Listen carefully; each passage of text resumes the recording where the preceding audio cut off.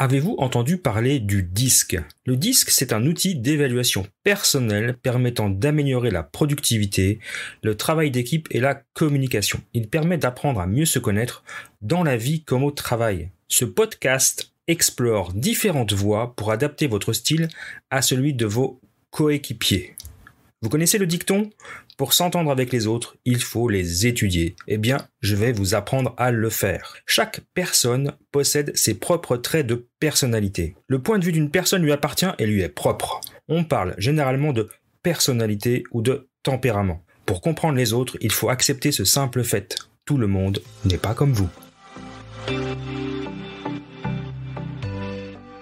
Bienvenue dans le podcast des leaders holistiques. Je suis Christophe, créateur du site leleanmanufacturing.com et de la formation Culture Lean, votre expert en leadership, excellence opérationnelle et lean management depuis plus de 25 ans. Ce podcast est pour vous si vous êtes attiré par le leadership, le développement personnel et la spiritualité. Si vous avez besoin de mieux équilibrer votre vie privée et votre vie professionnelle. Si vous avez d'importantes responsabilités professionnelles et que parfois cela affecte votre vie privée ou inversement. Si vous voulez devenir un leader serviteur, bienveillant, humaniste, éthique et intuitif, si vous voulez développer un leadership avec une approche globale, intégrale, holistique, basée sur votre corps, votre cœur et votre esprit, pour le bien de vos proches et de la communauté, alors vous êtes au bon endroit. Que vous soyez un homme ou une femme, directeur, manager, leader expérimenté ou pas, coach accompagnant des dirigeants, je vous remercie de passer ces quelques minutes avec moi aujourd'hui. Allez, on y va, c'est parti! Avez-vous déjà dit la même chose à deux personnes et obtenu deux réactions totalement différentes? Comment se fait-il que les mêmes paroles ne produisent pas toujours les mêmes effets, les mêmes réactions? Chaque personne entend quelque chose de différent en fonction de son style de personnalité. Vous avez dit la même chose aux deux, mais ce qu'elles ont entendu était différent. Différent ne veut pas dire il a tort et j'ai raison, c'est simplement différent. Ce manque de compréhension personnelle et des autres peut conduire à des vrais problèmes. Les tensions, la déception, les sentiments blessés, des attentes non satisfaites, une mauvaise communication. Il est donc très difficile de régler un problème, surtout si vous ne comprenez pas ce qui se passe dans la tête de l'autre personne. Pourtant, il existe un moyen simple de comprendre les gens. C'est un moyen pratique, facile à comprendre et simple d'utilisation. Il s'agit du modèle du comportement humain DISC. Ce modèle vous permettra de comprendre un peu mieux l'approche des relations humaines et de créer de meilleures relations. Grâce à ce podcast, vous pourrez utiliser ce que vous avez appris pour réduire les conflits, améliorer la productivité, avoir des relations plus efficaces avec les autres, aussi bien dans la vie privée que dans la vie professionnelle. Alors il y a 2400 ans, les scientifiques et philosophes comme Hippocrate par exemple ont commencé à reconnaître et à catégoriser les différents comportements humains. Depuis, de nombreux psychologues et scientifiques ont étudié les comportements, dont le Dr William Marston, docteur de l'université de Harvard, qui a écrit Les émotions des gens normaux en 1928. Donc c'est pas tout jeune, hein. D'après Marston, les gens seraient motivés par 4 facteurs intrinsèques qui influencent leur comportement. Il a donc créé 4 catégories comportementales qu'il a représentées par 4 lettres de l'alphabet. D, I, S et C. Ainsi est né le modèle DISC. D'un point de vue personnel, j'ai appris l'existence du DISC dans les années 2000. J'ai fait mon premier test en 2005 et je le refais récemment 15 ans après. Je vous parlerai de ça un peu plus tard, ça a vraiment changé ma vie, tant sur le plan professionnel que personnel. Nul n'est plus passionné que moi en partageant ces concepts qui ont changé ma vie. Alors le DISC, c'est un modèle axé sur le mieux-être. Il existe de nombreux modèles de comportement qui se concentrent sur ce qui va mal chez une personne et tentent d'identifier les troubles de la personnalité. Le modèle DISC, lui, il est basé sur le comportement normal des gens et non sur le comportement anormal. Il s'agit d'un modèle de mieux-être, un modèle qui se veut objectif et descriptif plutôt que subjectif et teinté de jugement. Donc, par conséquent, le DISC est un moyen pratique pour se comprendre et comprendre ceux qui nous entourent dans la vie quotidienne. Et ça, c'est tout juste génial. Le modèle DISC est donc un bon cadre pour comprendre les gens. Mais attention, il faut l'utiliser de manière positive pour encourager les gens à s'améliorer et non comme un moyen pour les étiqueter ou les mettre dans une case. Bien se connaître et bien connaître les autres entraîne des relations saines et constructives. Le DISC est donc un outil puissant pour comprendre, connaître nos différents styles de personnalité et leur impact sur notre vie quotidienne. Je vous présente 4 idées majeures qui vous permettent de bien utiliser le modèle DISC et d'en faire un outil efficace et encourageant. Premièrement, utilisez une approche positive pour encourager une personne en soulignant ses points forts. Deuxièmement, utilisez une approche positive pour souligner les angles morts d'une personne sans supposer qu'il s'agit de faiblesse. Troisièmement, reconnaître que chaque personne possède une combinaison unique de tous les traits de personnalité avec des degrés différents. Et enfin, quatrièmement, reconnaître que les comportements deviennent fluides et dynamiques à mesure qu'une personne s'adapte à son environnement. On peut résumer tout ça par vos points forts devraient vous porter tandis que vos angles morts devraient vous préoccuper. Être capable d'identifier et de maîtriser vos forces, ça peut être très stimulant. De la même manière, être capable d'identifier et de découvrir vos angles morts peut aussi être très stimulant. Dans cet épisode, ça pourrait être le début de votre processus de découverte de vous-même. Maintenant que vous savez d'où vient le concept et que vous comprenez l'importance d'avoir une approche positive et flexible, examinons maintenant le modèle du comportement humain DISC. Alors, le modèle de comportement humain DISC repose sur 2 observations fondamentales du comportement humain. Observation numéro 1, certaines personnes sont plutôt extraverties, alors que d'autres sont plutôt introverties ou réservées. On peut comparer ce trait à un moteur interne ou le rythme de chaque personne. Il y a des gens qui semblent toujours prêts à agir, toujours prêts à plonger, ils démarrent le moteur rapidement. D'autres ont tendance à s'engager plus lentement ou plus prudemment. Observation numéro 2, certaines personnes sont plutôt axées sur les tâches, alors que d'autres sont davantage axées sur les personnes. On peut considérer cela comme étant notre centre d'attention ou la priorité qui nous guide. Certaines personnes se concentrent sur les tâches, ce qu'il y a à faire, alors que les autres sont plus à l'écoute des gens et de leurs sentiments. Alors je précise que ces 2 observations, ces tendances comportementales ne sont ni correctes ni incorrectes, ni bonnes ni mauvaises. Elles sont seulement différentes. Il s'agit simplement de styles de comportement normaux. Les gens ont des styles différents et c'est très bien comme ça. Donc en somme, il y a 4 tendances comportementales qui nous aident à caractériser les gens. Extravertis, introvertis ou réservés, axés sur les tâches, axés sur les personnes. Tout le monde présente ces 4 tendances avec des degrés divers à différents moments et dans différentes situations. En général, notre comportement habituel se base sur 1 ou 2 tendances. Au contraire, 1 ou 2 tendances ne représentent pas bien notre comportement habituel et peuvent même sembler contraires à notre façon d'aborder la vie. C'est l'équilibre des 4 tendances qui détermine comment on perçoit la vie et les gens qui nous entourent. Ainsi, les 4 traits de personnalité de base correspondent aux 4 cadrans d'un cercle. Le premier cadran supérieur gauche est ce qu'on appelle le cadran D. On est extraverti et axé sur la tâche. Le cadran supérieur droite, on est extraverti et axé sur les personnes. Le cadran inférieur droite, on est réservé, introverti et axé sur les personnes. Et enfin, le cadran inférieur gauche, on est réservé, introverti et axé sur les tâches. Donc ça définit 4 styles. Donc les 4 lettres D, I, S et C sont les cadrans de ce cercle. Donc les 4 termes qui décrivent le mieux ces 4 comportements types, le cadran supérieur gauche, donc le D pour dominant, c'est la couleur rouge. C'est une personne qui est centrée sur l'action, qui aime les challenges, qui va droit au but, qui est constamment en mouvement. C'est une personne plutôt tenace, agressive, positive, énergique, factuelle, directe et franche. Dans le coin supérieur droite, on est I influent, on est la couleur jaune. Donc là, c'est une personne qui parle bien, qui a des bonnes relations personnelles, qui aime collaborer. C'est une personne conviviale, sincère, positive, joyeuse, optimiste et énergique. Dans le cadran inférieur droite, la couleur verte pour le S, S pour stable. Donc c'est quelqu'un qui parle doucement, qui fait passer les autres avant lui-même, qui déteste être pressé et qui est quelqu'un qui aide volontiers. C'est une personne fiable, méthodique, patiente, calme, humble et protectrice. Et enfin, le cadran inférieur gauche, la couleur bleue pour la lettre C, consciencieux. C'est quelqu'un d'objectif, qui aime les détails, qui observe, qui a peur de se tromper et qui réfléchit beaucoup avant d'agir. C'est une personne analytique, classique, logique, indépendante, froide et précise. Donc, vous avez compris, on peut décrire davantage ces 4 styles.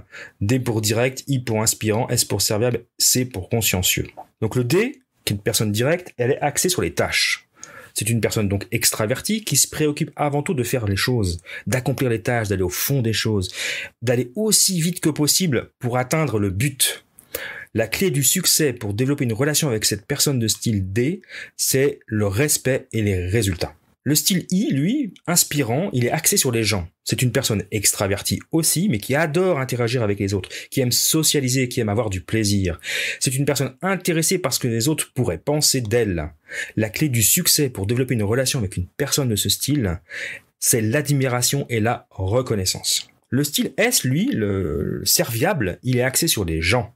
C'est une personne réservée qui aime être en relation, aider ou appuyer les autres ou les soutenir et travailler en équipe. Et là, la clé du succès pour développer une relation avec une personne de ce style, c'est la convivialité et l'appréciation sincère. Et enfin, le style C, le consciencieux, lui est axé sur la tâche, sur les tâches. C'est une personne réservée qui cherche de la valeur, qui est constant, qui aime les informations de qualité. Elle s'efforce d'être précise et exacte. La clé du succès pour développer une relation avec une personne de ce style C, de la confiance, c'est justement la confiance et l'intégrité. Donc pour résumer, le modèle du comportement humain DISC. Le D, la couleur rouge, désigne le style direct, extraverti, axé sur les tâches. Le style I, jaune, désigne le style inspirant. Il est extraverti, axé sur les personnes. Le S désigne le style serviable. Il est introverti, réservé, axé sur les personnes, donc la couleur verte. Et enfin le C, qui désigne le style consciencieux. Il est réservé, axé sur les tâches, et c'est le bleu. Avant de regarder un peu des exemples plus concrets de ces différents styles, on va passer le test de l'ascenseur. Essayez de vous faire comprendre de manière très facile et macroscopique quel style êtes-vous de manière très macro, encore une fois. Donc imaginez-vous, les portes de l'ascenseur sont sur le point de se refermer sur une personne qui désire y monter. Il y a 4 passagers à bord. L'un d'eux est pressé et ne veut pas attendre. Il est extraverti et axé sur les tâches. Un autre est énergique et pétillant, il tient la porte ouverte tout en saluant le nouveau venu. Donc c'est l'extraverti et axé sur les personnes. Le troisième est content et sourit en attendant patiemment l'issue, quelle qu'elle soit. Donc c'est le réservé, axé sur les personnes. Quant à la dernière passagère, elle est occupée à calculer le poids des occupants pour s'assurer que l'ascenseur peut accueillir une autre personne. La personne réservée et axée sur les tâches. Donc vous voyez bien que ce scénario qui n'est absolument pas scientifique montre clairement que la personne directe, extravertie, axée sur les tâches, désire avant tout se rendre à la destination le plus rapidement possible. La personne inspirante, donc extravertie et axée sur les gens, elle est énergisée par toutes ces interactions. La personne serviable, réservée et axée sur les gens, elle va réagir calmement et tente de s'entendre avec les autres, peu importe ce qui va se passer, alors que la personne consciencieuse, c'est-à-dire la personne réservée et axée sur les tâches, veut s'assurer que l'ajout d'un nouveau passager n'entraînera pas un dépassement de la limite de poids. Comme vous pouvez le constater, il y a 4 personnes différentes qui réagissent à la même situation, mais de manière très différente. Alors évidemment, c'est très, c'est très grossi, ce que j'explique, mais c'est un exemple qui montre bien les 4 comportements types sur lesquels repose ce modèle, sachant que toute personne a un petit bout de chaque. On n'est pas complètement rouge, on n'est pas complètement bleu, ni vert, ni jaune. Alors quelques exemples dans les gens connus de personnes D. Dominant, direct. Malheureusement très célèbre, Donald Trump. Un autre, Arnold Schwarzenegger. Oprah Winfrey aussi, ou Madonna. Quelqu'un qui est dans le style jaune influent, on a Bill Clinton, Richard Branson, Jim Carrey, Robin Williams. Quelqu'un qui est plutôt stable, la couleur verte, on a Nicole Kidman, Nelson Mandela, Tom Hanks, Julia Roberts. Et enfin, un bleu, des bleus, donc des consciencieux, Bill Gates, Al Gore, J.K. Rowling, Warren Buffett. Voilà, quelques exemples de personnes, alors plutôt anglo-saxonnes, j'avoue, qui illustrent bien ces caractères de manière, on va dire, un peu exagérée. Comme je l'ai déjà expliqué dans d'autres, j'en ai déjà parlé dans d'autres podcasts, moi je suis un grand fan des comics et des super-héros. Alors 4 personnages, 4 super-héros types qui permettent d'illustrer ces 4 comportements particuliers. Alors le dominant, le rouge, c'est Captain America. L'influenceur basé sur les relations, c'est Iron Man.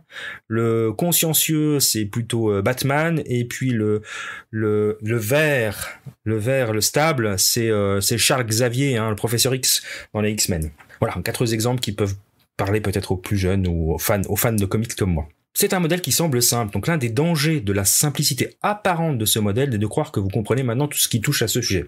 En fait, on a juste effleuré de la surface la dynamique des personnalités.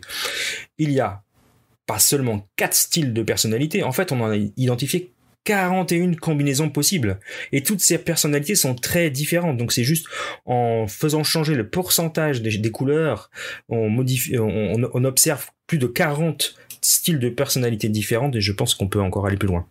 Et à l'intérieur même de ces 41 combinaisons, il peut y avoir une grande variété de nuances. Donc c'est pas juste les 4 couleurs en fait, c'est un peu plus que ça. Alors connaissez-vous la notion de quotient de personnalité? Parce qu'on passe toute notre scolarité à développer notre intelligence pour apprendre à utiliser efficacement notre esprit. Alors que développer notre personnalité unique afin d'utiliser nos comportements de façon efficace est tout aussi essentiel pour une vie réussie. Notre quotient intellectuel ou QI mesure notre intelligence, ça, tout le monde le sait. Notre quotient de personnalité ou QP fait référence à votre capacité à vous comprendre et à comprendre les autres pour avoir une bonne communication et faire un travail d'équipe efficace.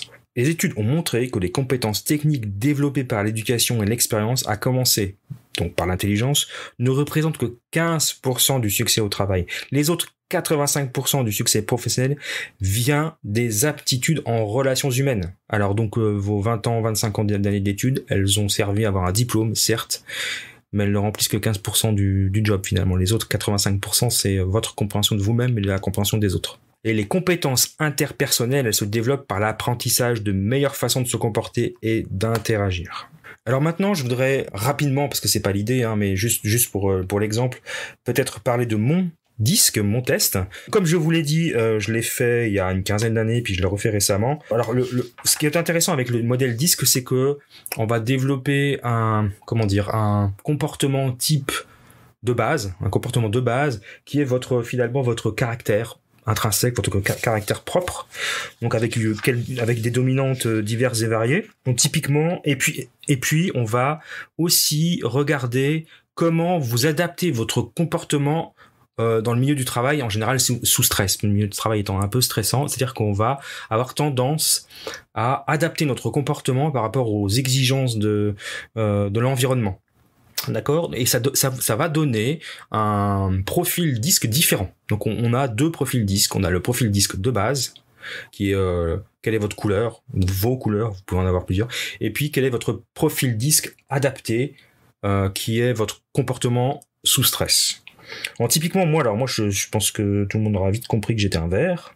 Majorité verte, avec donc un comportement de base à plus de 80% vert, puis à 50% jaune et bleu, et enfin à moins de 40% à 36% en rouge. Donc ça veut dire que moi clairement j'aime bien penser hors des sentiers battus, j'aime pas être désemparé, j'aime bien les nouvelles idées créatives, je suis ouvert au progrès, voilà. J'aime bien créer les procédures, j'aime bien faire des listes de contrôle pour permettre de vérifier le travail, et j'aime bien faire plaisir aux autres en fait, d'accord. Rarement, je suis pas quelqu'un qui hésite. Bien poser mes solutions pour résoudre un problème. Je suis plutôt orienté amélioration continue, et j'aime avoir un point de vue sur la façon dont l'activité est menée. Et enfin, je suis très sensible à la critique. Je peux m'offenser facilement par rapport à des traitements que je ne vais pas trouver justes. Je tiens compte des autres, des facteurs humains, et je suis quelqu'un qui est très à l'écoute. Voilà, ça c'est mon comportement de base. Donc un vert bien vert avec un bon taux de jaune et de bleu et un faible taux de rouge. Et puis mon comportement adaptatif, c'est-à-dire la façon dont je m'adapte dans l'environnement du travail, eh bien le vert va pas bouger, va légèrement augmenter, mais on va dire que c'est pareil.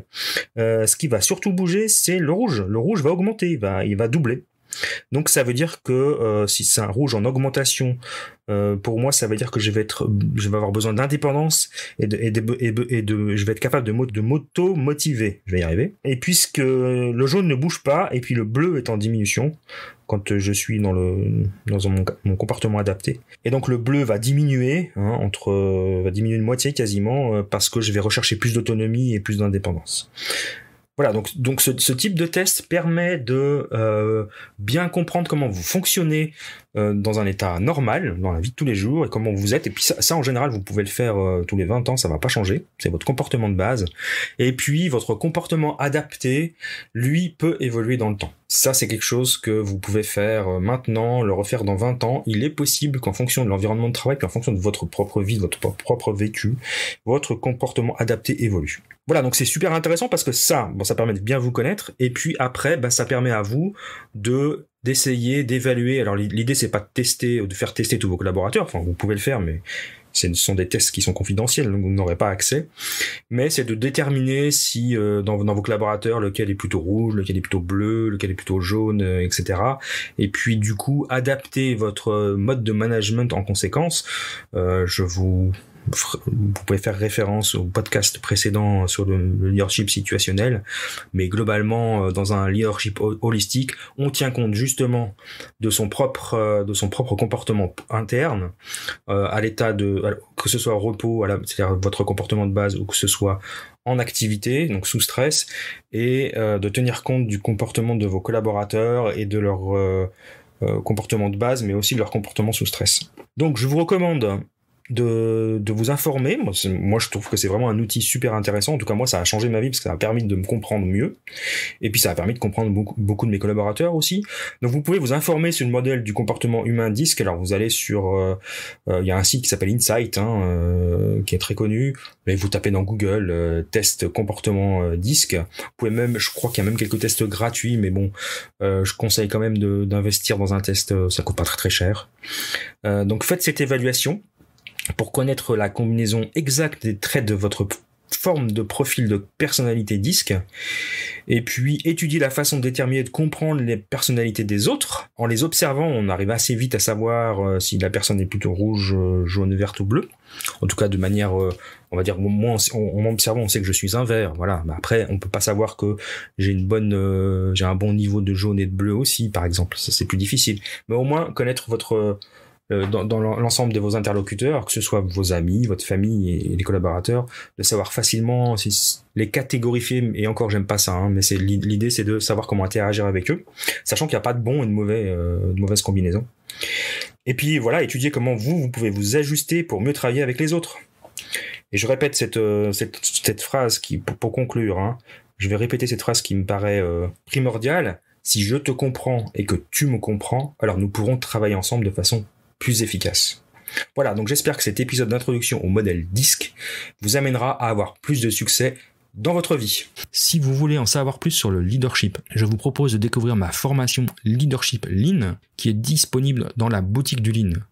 Alors pour cela, je vous propose de vous rendre sur le lien suivant bit.ly/leadership lean bit.ly/leadership lean tout en attaché. Voilà, je vous propose d'aller voir ça et puis je vous retrouve bientôt dans un autre épisode. Je vous remercie d'avoir passé ces quelques minutes avec moi. Et je vous retrouve la semaine prochaine et en attendant, je vous souhaite une belle journée.